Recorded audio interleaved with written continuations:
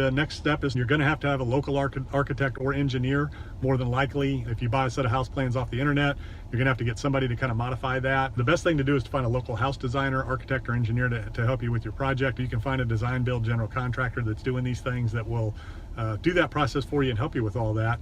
And then you want to make sure that you have a complete contract and specs from the builder. You want to talk to 2 or 3 builders. You want to get some pricing from 2 or 3 different builders. You want to develop a relationship, find somebody who's your go-to builder that can knock these things out for you. But you want to make sure you've got a good contract with specifications, make sure they're licensed and insured, check out their product, talk to some of the homeowners that they've built for, and make sure you've got somebody that has some good experience, that's been in the business for a while, things like that.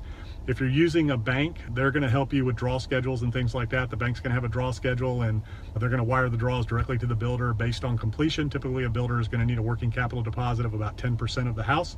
So if it's a $300,000 build, they're going to need $30,000 down. Usually that comes from you. Your bank might release it if you pay cash for the land and you're using that and it's a finance deal. The other thing too is if you're using a bank, make sure you've got a construction to perm. A lot of banks have that product for spec houses so that if it doesn't sell, it converts to a permanent mortgage after a year, and then you can rent it out so that you can cover yourself there if it doesn't sell. On the financing side, if you're paying cash and you're doing this with cash, same thing. You want to make sure you're secured in the property. If you're working with somebody, a note and deed of trust. If you're just using your own cash, you want to make sure that you're insured, the builder's risk is in place, that you've got all the proper insurance. And then again, you want to act like a bank. You want to get a draw schedule from the builder, or you could talk to a local lender and ask them for their draw schedule. And you want to make sure that you're paying per completion. Once you give the deposit, they have to get to a certain point, and you pay based on a percentage of completion of the project. Make sure that you retain 10% until all of the project is complete, and then maybe a final 5% for all the punch work, depending on what needs to be done. The final walkthrough from your buyer.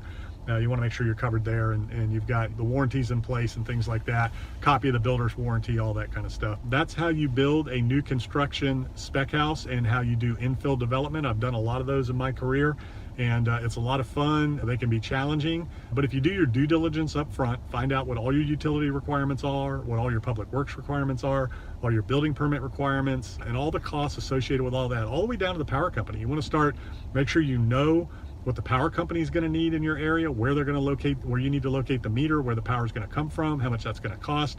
But you just don't want to have issues where you get down to the end of the house and you got to move the meter because the power is coming from the wrong side of the house or something like that. And if you have any questions, just leave a comment or reach out to me, and I can answer those questions and maybe shoot some more videos.